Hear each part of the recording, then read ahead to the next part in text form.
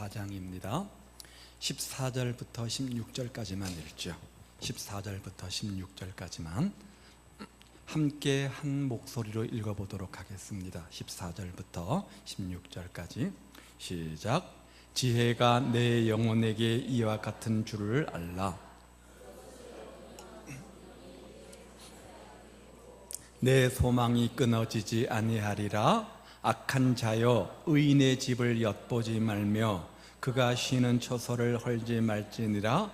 대저 의인은 7번 넘어질지라도 다시 일어나려니와 악인은 재앙으로 말미암아 엎드러지느니라. 아멘. 생각해보면 우리 인생이라는 거 성공과 실패의 반복과 연속 속에 있지 않습니까? 그리고 돌이켜보면 성공이 많습니까? 실패가 많습니까? 성공보다 실패가 더 많은 것이 우리 인생이 아닌가 싶습니다. 사람들은 저마다의 꿈을 가지고 살아갑니다. 그리고 그 꿈을 이루기 위해서 얼마나 수고하며 노력하는지 모릅니다. 그리고 그 꿈이 이루어지면 뭐 했다? 성공했다 이렇게 말하죠. 사람이 가지고 있는 의지 가운데 강력한 의지가 있다면 성공을 향한 의지일 겁니다. 그래서 이른 새벽부터 저녁 늦게까지 날마다 성공을 꿈꾸며 열심히 수고하고 노력하고 최선을 다하지 않습니까? 그런데 그렇게 애쓰고 바라는 성공 그렇게 쉽사리 얻어지는 것 같지는 않습니다. 때로는 어처구니 없는 허물로 끝나기도 하고요. 스스로 성공했나라고 그렇게 말하는 사람들을 주변에 별로 들어보지를 못했습니다. 너나 할 것 없이 많은 얘기가 실패했다는 얘기 아닙니까? 모처럼 무엇인가 움켜잡는가 싶었는데 그 순간이 오히려 허망함을 느끼기도 합니다. 하지만 성공이라고 하는 것은 실패 없이 주어지는 법은 없습니다. 실패 가운데 성공이 주어지는 것을 우리는 기억합니다. 성공이란 많은 실패 끝에 찾아오는 것입니다. 그런데 우리는 성공한 사람들을 바라보면서 그가 겪었을 실패는 생각하지 않고, 아니 들으려고 하지 않고 믿으려고 하지도 않고, 우리가 그 사람의 성공만 가지고 우리가 부각시킬 때가 참 많이 있죠. 그런데 그는 오늘의 성공을 위해서 그 많은 실패, 그 많은 역경, 그 많은 쓰라림을 겪어야만 했을 겁니다. 우리가 이 사실을 잊지 말아야 된다는 거죠. 실패 끝에 성공이 있습니다. 역경 끝에 성공이 있습니다. 이것을 오늘 본문에 우리에게 교훈하는 것이죠. 오늘 본문 말씀은 모든 사람들에게는 실패도 있고 역경이 따른다는 것을 우리에게 가르쳐주고 있습니다. 그 사람이 의인이든 악인이든 상관없이 모든 사람들은 인생 속에서 실패와 실수와 역경을 경험하게 되어져 있다는 겁니다. 단순한 우리의 생각으로는 의로운 사람은 만사 형통해야 되고 악한 자는 결코 성공하지 말아야 될 것 같지만 어디 세상이 그렇습니까? 의인보다 악인이 더 잘 되는 세상이고요. 성경도 그것을 부인하지 않습니다. 성경은 그렇지 않다고 분명하게 말씀하지 않습니다. 사실 모든 사람에게는 일시적인 성공이 있는가 하면 또 일시적 실패도 있습니다. 따라서 오늘 내가 성공했다고 해서 너무 자만하거나 교만해서도 안 되고요. 오늘 내가 실패했다고 해서 너무 우리가 기죽을 필요는 없습니다. 일시적인 것이니까, 인생의 하나의 과정인 거니까. 이런 면에서 의인과 악인은 공존하기도 하고 똑같은 모양으로 살아갑니다. 그러나 성경은 역설적으로 강조하죠. 악인에게 형통이 있지만 그것은 잠깐이다. 그 끝은 멸망이다. 이것을 분명히 강조하지 않습니까? 읽지는 않았지만 1절은 이렇게 말해요. 너는 악인의 형통을 부러워하지 말라. 악인의 형통을 부러워하지 말라. 자꾸만 세상은 우리에게 자꾸 딜레마를 줍니다. 뭐예요? 의인이 형통하지 않고 악인이 형통하는 겁니다. 예수 안 믿는 사람이 더 출세하고 성공하는 것 같습니다. 같이 예수 믿는 사람들 가운데도 대충 믿는 사람이, 세상과 양다리 거치며 짝하는 사람이 온전히 예수만 바라보고 온전히 믿음 생활을 하는 사람들보다도 더 승승장구 잘 되는 것처럼 보입니다. 이것이 우리의 딜레마이잖아요. 그런데 뭐라고요?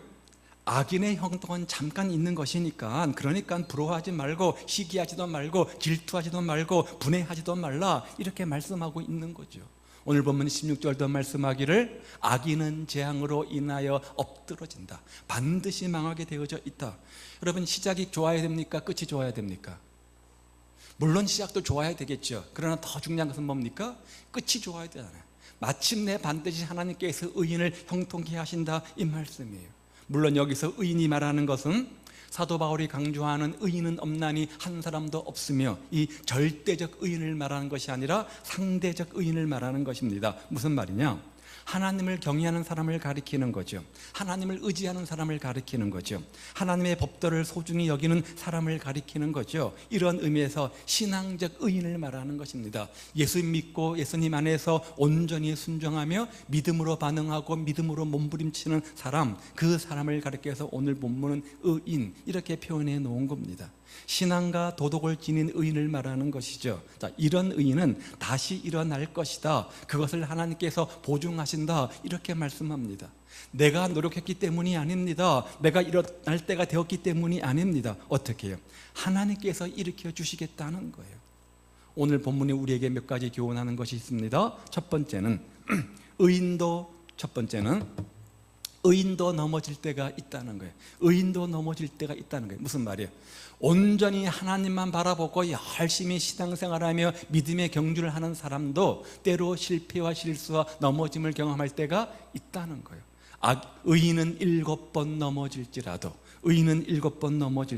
아니 어쩌면 이 험한 세상, 이 사단이 공중 권세 잡은 세상, 이 세상 속에서 믿는 자로서 구별된 성도의 삶을 살다 보면 환난이 많을까요? 형통이 많을까요? 핍박이 더 많지 않겠습니까? 구별된 삶을 살려고 노력하면 노력할수록, 성도답게 우리가 삶을 살려고 노력하면 할수록 시험거리도 많고요, 방해거리도 많고 환난과 핍박도 많을 겁니다. 때로는 손해도 감수해야 되고, 때로는 희생도 감수해야 되고, 때로는 헌신도 감수해야 됩니다. 왜 많은 사람들이 신앙의 절개를 그렇게 헌신짝처럼 내팽개치는가? 온전히 믿음을 지키려고 하니까 뭐가 따라요? 희생이 따르잖아요. 헌신이 따르잖아요. 대가가 따르잖아요.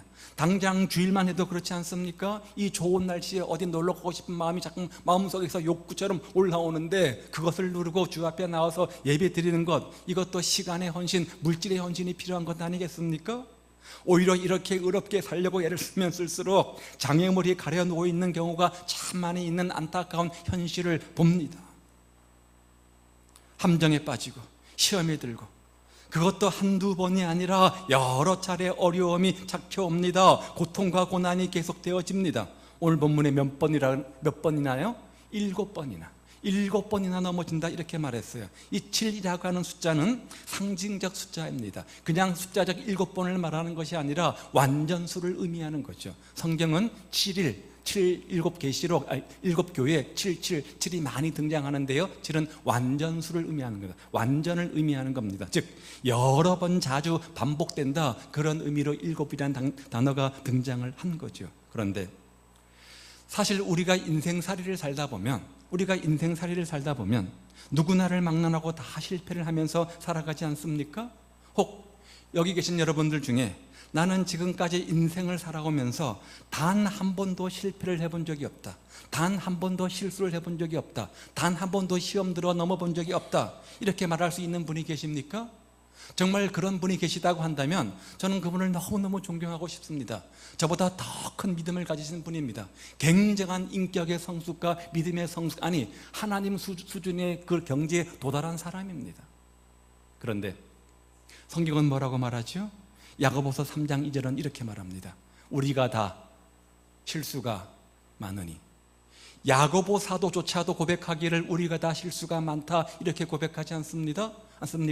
그런데 이 말이 공감이 돼요, 안 돼요? 공감 안 돼요? 공감되잖아요. 우리가 실수 없이 실패 없이 온전한 삶을 살려고 몸부림치고 노력하지만, 그러나 그 의지와 달리 우리가 삶 속에서 실수하고 실패하고 넘어질 때가 얼마나 많이 있는지 모르잖아요. 우리 사람이란 게 매사에 다 실수하게 되어져 있고, 어떤 일을 추진함에 있어서 수없이 반복적으로 실패할 수밖에 없는 연약함을 가지고 있습니다. 여러분, 금년 들어서 나름대로 믿음의 계획들을 잘 세워 보았을 것입니다. 연말 연초를 보면서 새로운 한 해 2018년은 다짐도 해보았을 것입니다. 작정도 해보았을 것입니다. 신앙적으로, 또 가정적으로, 물질적으로, 생업적으로 여러 가지 영역 속에서 내가 이렇게 살리라 고백하고 다짐도 해보았을 겁니다. 그런데 채 3달이 지나지 못했습니다. 어떠신가요? 작심 3일은 아니더라도 작심 3달은 되셨습니까? 금년 한 해 내가 이 약 믿는 거 연초부터 열심히 기도하는 일, 열심히 예배하고 섬기며 온전한 신앙생활의 주인공 되리라. 여러분 연말 연초를 보면서 아마 작정하셨을 것입니다. 결심하셨을 겁니다.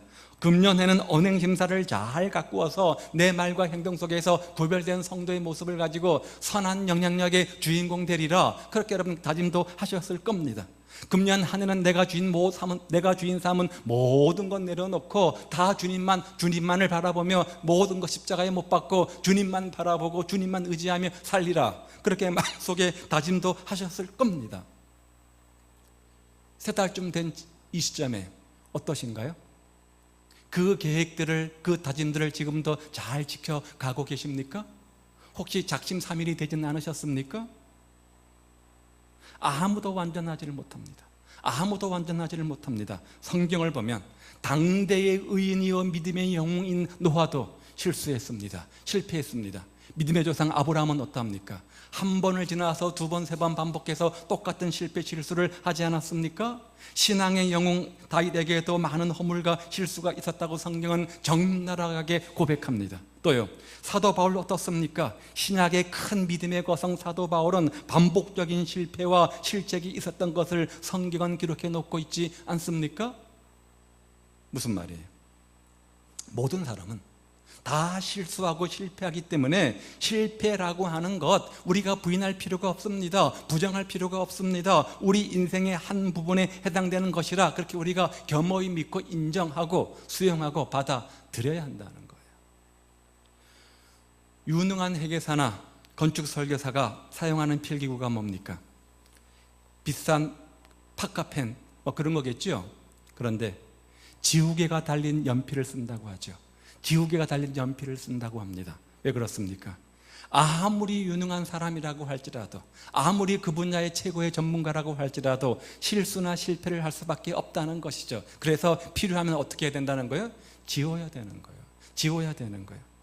야구장에서 공을 치는 선수가 매번 들어올 때마다, 타석에 들어올 때마다 안타를 치는 선수 보셨습니까? 몇 할 정도면 잘 치는 선수예요? 3할 정도. 무슨 말이에요?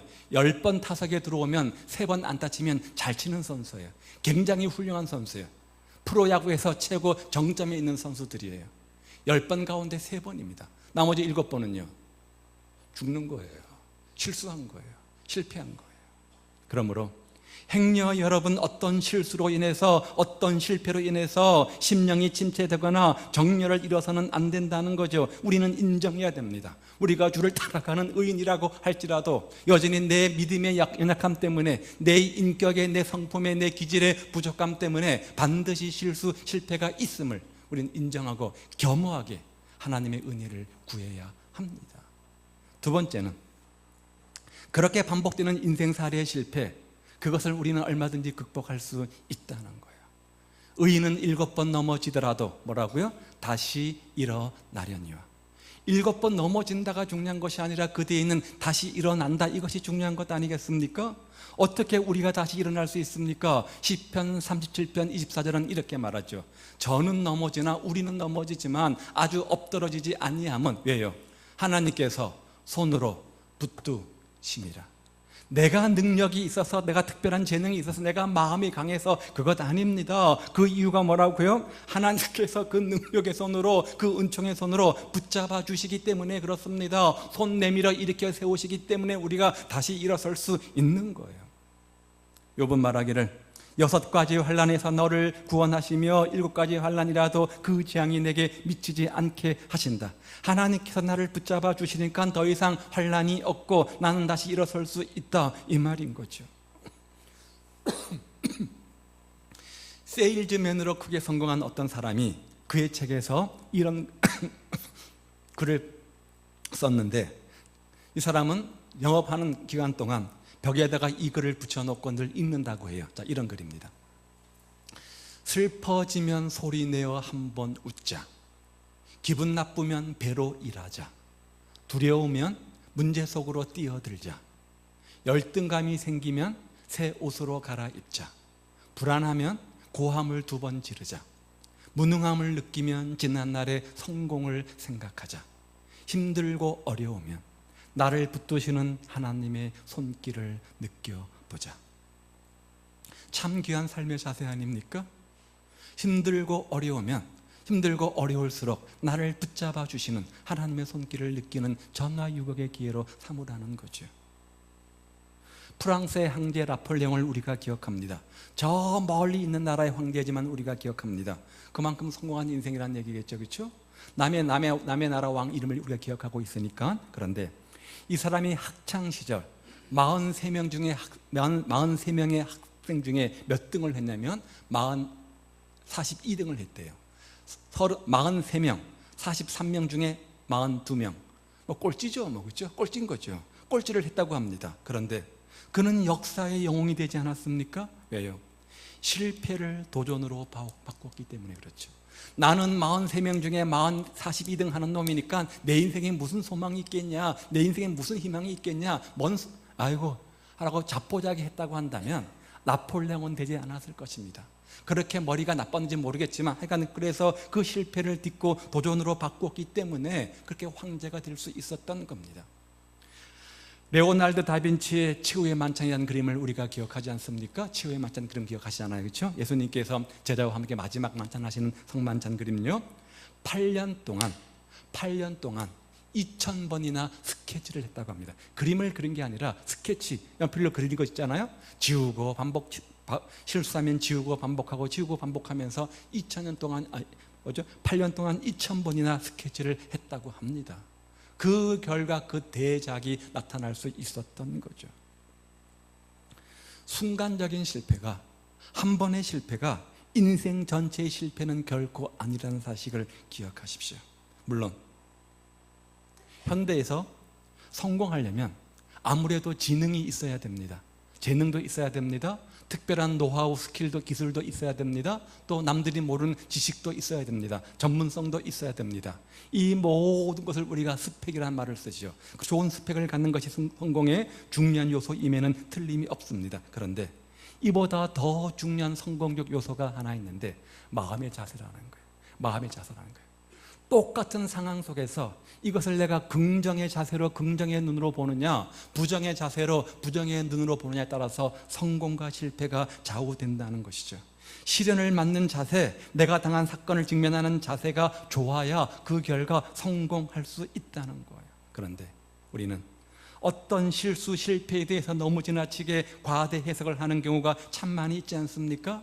한 번 실수한 건데, 한 번 실패한 건데 그것 가지고 나는 틀렸다, 내 인생 끝났다, 여기서 종치는 거다, 아무런 희망이 없다, 이렇게 침소붕대한다고 한다면 그야말로 그 인생은 그 고백처럼 실패한 인생이 될 수밖에 없는 거죠.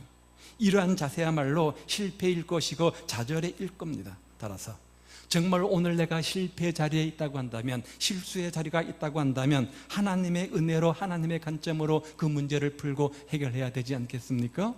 하나님은 우리 생각과 모든 형편을 아시는 분이기 때문에 그렇습니다. 내 약점도 아십니다. 내 실수도 아십니다. 내가 잘하는 것도 아십니다. 내가 못하는 것도 아십니다. 그의 모든 것들을 다 보고 계십니다. 그래서 사람의 힘으로는 실패할 수밖에 없는 그런 현실과 환경 속에 있다고 할지라도 하나님의 은혜가 있다고 한다면, 하나님의 돌보심이 있다고 한다면, 하나님이 내미시는 손이 있다고 한다면 우리는 얼마든지 능히 극복할 수 있는 거예요. 7번 넘어진다고 할지라도 능력이 하나님이 나를 떠나지 않고 그 손 내밀어 주신다고 한다면 다시 일어설 수 있는 거예요. 세 번째는요, 우리가 고난을 당하고 실패할 때 왜 이런 일이 지금 나에게 일어나는가 하는 원인을 믿음의 눈으로 바라봐야 된다는 거예요. 절망하고 불평하고 원망하는 얘기가 아니라 이것을 통해서 하나님께서 어떤 선한 뜻을 갖고 계시는지 하나님의 관점에서, 하나님의 눈으로 그 뜻을 우리가 살펴봐야 한다는 거죠. 넘어지는 이유가 있지 않겠습니까? 어쩌다 한 번 아니고 그것이 또 계속해서 반복되어진다고 한다면 내가 뭔가 잘못된 습관이 있기 때문일 겁니다. 7번이나 실패하고 넘어질 때는 그럴 만한 충분한 이유가 있을 뿐만 아니라 그 안에 하나님의 섭리가 있는 거고 하나님의 예정하신 계획이 있는 겁니다. 하나님의 경륜이 있는 겁니다. 그래서 하나님의 사람은 실패할 때 이렇게 생각하죠. 내가 당하는 이 어려움, 내게 주시는 하나님의 목적이 있는 시련이다. 목적이 있는 시련이다. 이렇게 받아들이는 사람이 바로 하나님의 사람이라는 거예요. 그리고 이 실패 속에 하나님의 경륜이 있음을 믿습니다. 누가 실패한 겁니까? 내가 실패한 겁니다. 누가 책임져야 됩니까? 내가 책임져야 됩니다. 그 실패를 통해서 나에게 고쳐야 할 부분들이 있는 거고, 그 실패를 바라보면서 나에가 버려야 할 것이 있는 거고, 내가 내려놓아야 할 것들이 있는 것들입니다. 내가 주인 삼은 것들을 십자가에 못 박으라고 하시는구나, 다 내려놓으라고 하시는구나, 내가 이런 생각이 잘못되었구나, 이런 방법이 잘못되었구나 라고 하나님께서 버려야 할 것들, 고쳐야 할 것들을 깨우치시기 위해서 하나님께서 그것을 우리에게 주실 수도 있다는 거예요. 따라서 자신에게 책임을 묻고 자신의 태도를 바꾸려고 해야만 합니다. 내가 과연 정말 하나님 앞에 올바른 삶을 살았다고 말하지만 하나님 앞에서 참된 믿는 성도의 모습으로 살았는지 그 책임을 물으면서 자신의 신앙을 말씀의 거울 앞에 배추어 반추하면서 나의 신앙을, 나의 인격을, 내 믿음을 정비해야 하는 거예요. 이런 사람이 하나님의 사람이잖아요. 또한 실패 속에서도 실패로만 끝나는 것이 아니라 아픔으로만 끝나는 것이 아니라 얻는 것도 있다는 거죠. 13절 14절 말씀을 볼까요? 내 아들아 꿀을 먹으라, 이것이 좋으니라. 송이꿀을 먹으라, 이것이 너 입에 다니라. 지혜가 네 영혼에게 이와 같은 줄을 알라. 지혜가 내 영혼에 좋다는 거야, 안 좋다는 거야? 좋다는 거야. 무슨 말입니까? 세상에서 가장 귀한 것이 지혜라고 하는 거죠. 그런데 우린 이 지혜를 어떻게 얻느냐? 실패를 통해서 얻을 수 있어요. 실패하면 다 잃어버리잖아요. 명예도 잃어버리고 자존심도 잃어버리고 건강도 잃어버리고 다 잃어버리지 않습니까? 그렇게 실패를 해서 잃어버렸지만 얻는 것도 있다. 뭐를요? 지혜를. 이것을 병가지 상사 삼으면, 전화유복의 기회로 삼으면, 실패는 나쁜 것만 아니라 내 영혼을, 내 삶을 윤택하고 유익하게 만드는 좋은 영양소가 될 수 있다는 거죠. 실패를 통해서 건강을 잃었지만 그 실패를 통해서 믿음을 얻을 수는 있잖아요. 실패 없을 때는 내가 잘난 줄 알고, 내가 똑똑한 줄 알고, 내가 능력 있어서 모든 것을 다 한다고 착각했는데 실패하니까 아무것도 아니다. 누구를 의지합니까? 주님을 바라보고 의지하고 믿음을 회복한다면 실패는 전화위복인 거잖아요. 사업을 잃었지만 친구를 얻을 수 있습니다. 지위를 잃었지만 겸손을 얻을 수 있습니다. 이렇듯 실패 속에서도 뭔가 얻는 것이 있다면 그것은 무익한 것이 아니라 그 실패 자체가 유익한 것이 될 수도 있다는 거죠. 어떤 경영에 관한 책에 이런 이야기가 있습니다. 성공한 사람에게 가서 배우려고 하지 말라. 그는 자기 자랑만 늘어놓을 뿐이다. 너가 진정 경영을 배우고 지혜를 얻으려거든 실패한 사람을 만나라. 그가 지혜를 말해줄 것이다. 마음속에 담아둘 말 아닙니까? 하나님의 사람은 앞에 있을 하나님의 큰 축복을 믿기 때문에, 비록 내가 지금 실패와 실수의 현장 속에 있어서 의기소침해 있다고 할지라도 욥처럼 더 큰 정금 같은 축복이 저 고난 뒤편에 있음을 믿기 때문에, 그 축복을 우리가 확신하기 때문에 실제로 낙심하지 않습니다. 그 시련 끝보다 더 완전한 축복이 있음을 믿기 때문이죠. 실패는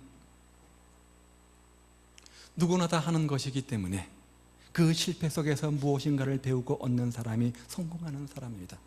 실패를 바라보는 관점이 바뀌어야 된다는 것이죠. 똑같은 실패 앞에서 아무것도 얻지 못하고 실패를 흘려보내면 그 실패는 실패로 끝나는 거지만, 그 실패 현장 속에서 뭔가 지혜를 얻고 하나님의 생각과 방법을 배우고 그 실패를 통해서 내 믿음을 성찰하고 내 인격을 성찰하고 내 삶을 돌아보고 내가 잘못된 모든 것들을 내려놓는 하나의 기회로 삼는다고 한다면 그것이야말로 뭐예요?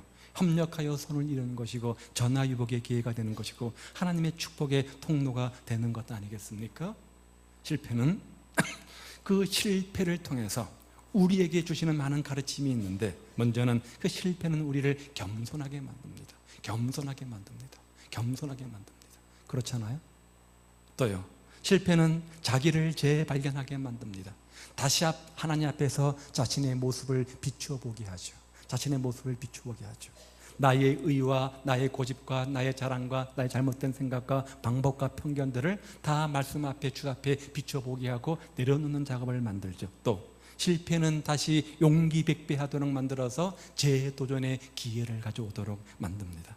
사실 알고 보면 내가 실패한 거지만, 내가 잘못돼 실패한 거지만 그 문제를 해결해 주시는 분은 바로 은혜 베풀어 주시는 하나님 아닙니까? 그러므로 내 사업에, 내 생업에 터전에 실패의 현실이 다가왔을 때 조용히 하나님의 은혜를 구하십시오. 하나님의 지혜를 구하십시오. 조용히 하나님의 방법을 구하십시오.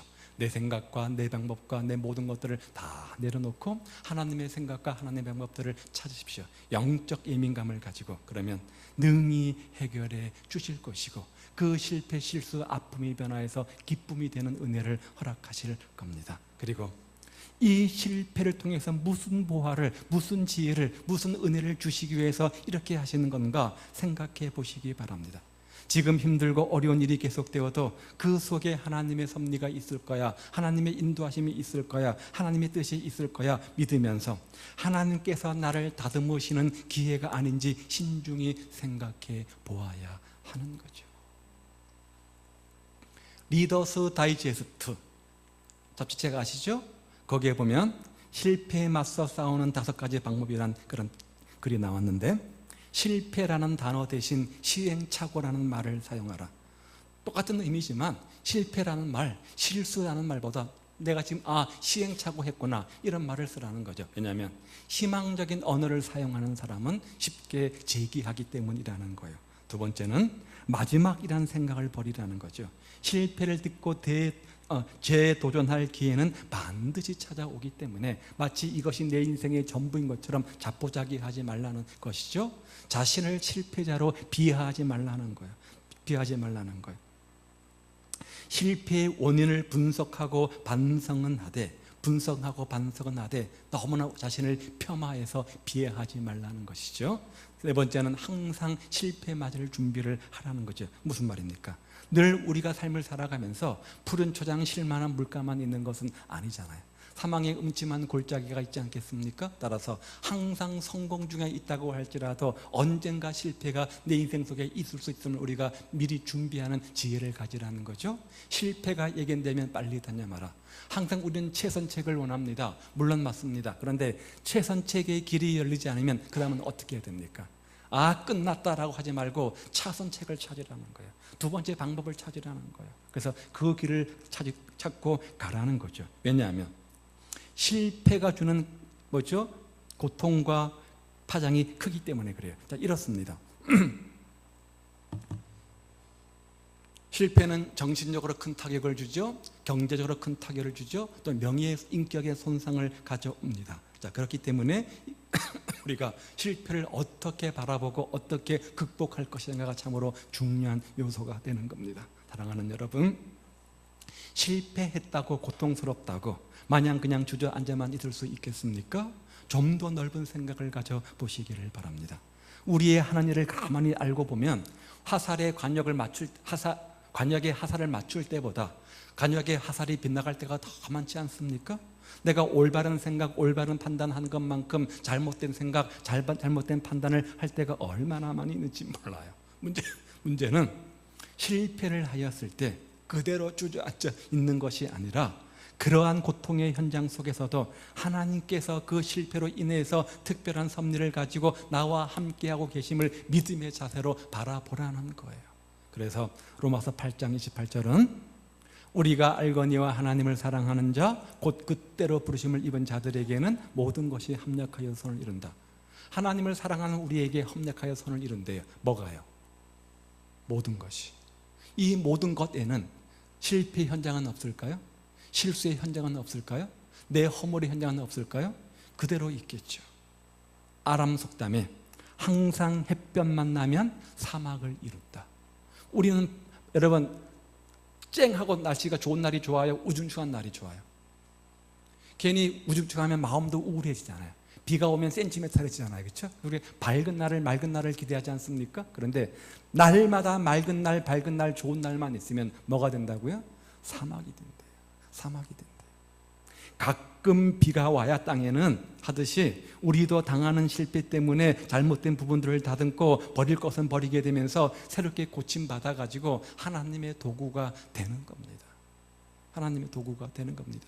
실패는 그런 목적을 가지고 있어요. 실수는 그런 목적을 가지고 있어요. 그래서 지내놓고 보면 실패가 사람을 만들어서 성장시켜서 내 인격과 내 신앙과 내 삶의 모습이 저만큼 주님을 닮아가도록 만드는 요소가 되어져 있는 경우를 보지 않습니까? 실수는 그런 거예요. 실패는 그런 거예요. 모든 것이 내 뜻대로 내 생각대로 내 마음대로 다 되면요, 아, 하나님의 은혜다, 더 열심히 하나님을 사랑하고 섬기며 충성할 것 같지요? 천만에 만만의 콩떡 아닙니다. 실패하고 실수하고 낮아질 때 우리는 주님을 찾게 되어지고 자신을 바라보고 자신을 반성하며 반추하게 되어져 있습니다. 실패는 그런 효과가 있는 거예요. 그래서 로마서 5장 3절은 이렇게 말해요. 이뿐 아니라 우리가 환난 중에도 즐거워해야 되는데 환난은 인내를, 인내는 연단을, 연단은 소망을 이룰 줄 압니다. 지금 내가 당하는 문제 앞에서 왜 나에게 이런 슬픔 찾아왔냐고 원망하고 슬퍼할 것이 아니라 즐거워하라. 왜요? 어떤 소망, 어떤 응답, 어떤 해결, 어떻게 전화위복으로 축복하실지 그것을 기대하는 마음으로 그렇게 하라, 이렇게 말씀하는 거죠. 여러분의 미래는 하나님의 은혜의 손에 달려 있기 때문에 하나님의 은혜, 아무리 힘들고 어려운 습관에서 결코 떠나지 않기 때문에 이 시간 여러분의 문제가 크고 심각한 것처럼 보인다고 할지라도 여러분이 겪고 있는 그 문제보다도 나를 덮고 있는 하나님의 은혜가 더 큼을 믿고 그 은혜로 능히 회복하는 저와 여러분 되시기를 우리 주님의 이름으로 축복을 드립니다. 넘어짐이 없으면 그 다음 뭐가 없어요? 일어설 수가 없는 거예요. 넘어지면 일어설 수가 없는 거예요. 내가 넘어져야 되기 때문에 그때 비로소 하나님께서 역사하셔서 손 내미시고 나를 일으켜 세우시는 거예요. 우리에게 참 다행스러운 것 한 가지, 시편 103편에 보면 이렇게 말해요.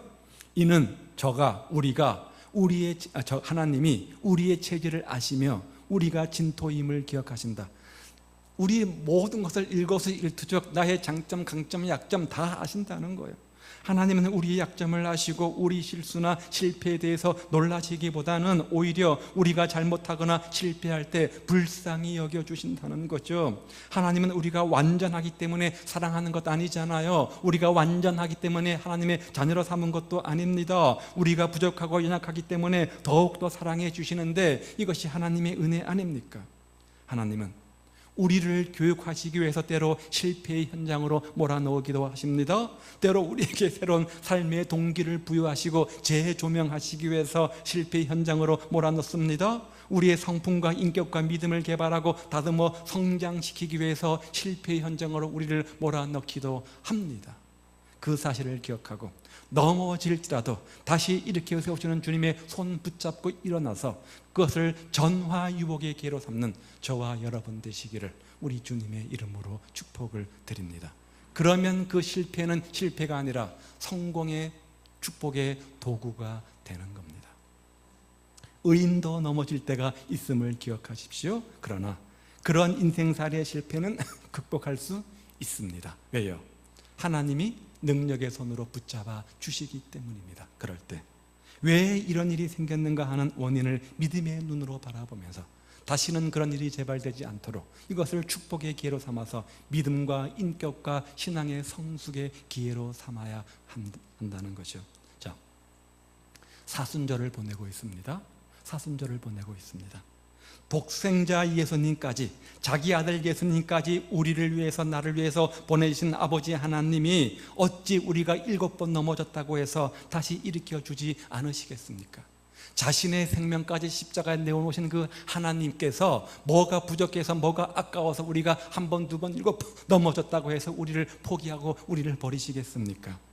하나님이 나와 함께 하신다는 사실을 확신하시고 다시 일어나서 인생의 길을 힘차게 걸어가는 저와 여러분 되시기를 우리 주님의 이름으로 축복을 드립니다. 실패를 딛고 일어나서 성공의 주인공, 축복의 주인공, 기적의 주인공들 다 되시기를 간절히 소원하고 부탁드립니다. 기도하겠습니다. 오늘 본문이 우리에게 교훈하는 것이 무엇입니까? 우리가 열심히 예수를 잘 믿고 있음에도 불구하고 우리 인생 속에 비바람과 폭풍 후 실패는 있다는 것이죠. 그럴 때 우리는 그런 실수가 있고 실패가 있음을 우리가 인정해야 됩니다. 자신의 연약함을 인정해야 됩니다. 자신의 성품의 부족을, 자신의 믿음의 부족을, 자신의 신앙의 부족을 인정해야 됩니다. 그리고 손 내밀어 이렇게 세우시는 주님의 놀라운 은총으로 다시 회복되어서 슬픔, 실패를 딛고 일어나서 하나님의 더 큰 축복으로 바꾸는 전화유복의 축복의 주인공 되게 하옵소서. 아버지의 말씀 가운데 내 인격이 실패 가운데 내 인격이 다듬어지고 내 잘못된 부분이 다듬어지고 버릴 것은 버리고 새롭게 고침받아서 하나님의 도구가 되게 하옵소서. 하나님의 축복의 도구가 되게 하옵소서. 함께 기도합니다.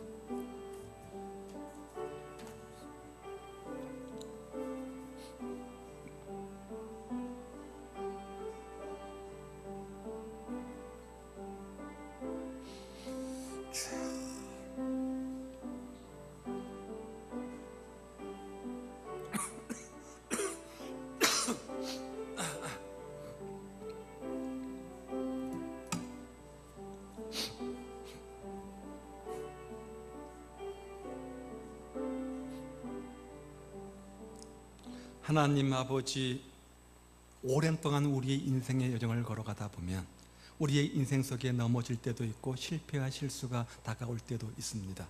아버지, 그것이 우리 인생을 솔직히 고백하며 인정하게 하옵소서. 나의 연약함 때문에, 내 성품의 부족함 때문에, 내 믿음의 약함, 내 신앙의 부족함 때문에, 온전히 하나님을 의지 못하는 마음 때문에 우리 인생 속에 아버지 넘어지는 아버지 환난과 핍박과 실패와 실수가 있습니다. 그런 인생살이의 실패라고 할지라도 하나님의 은혜 가운데, 하나님의 붙들어 주시는 축복 가운데 반드시 극복될 수 있음을 믿고 그 원인을 믿음의 눈으로 바라보아서 오히려 전화유복의 기회, 잘못된 부분을 다듬고 버릴 것은 버리고 새롭게 고침받아서 아버지 우리의 성품을 개발하고 다듬어서 하나님의 도구 쓰임받는 인생 축복의 도구들 다 되게 하옵소서. 예수님 이름으로 기도하옵나이다. 봉헌하시겠습니다.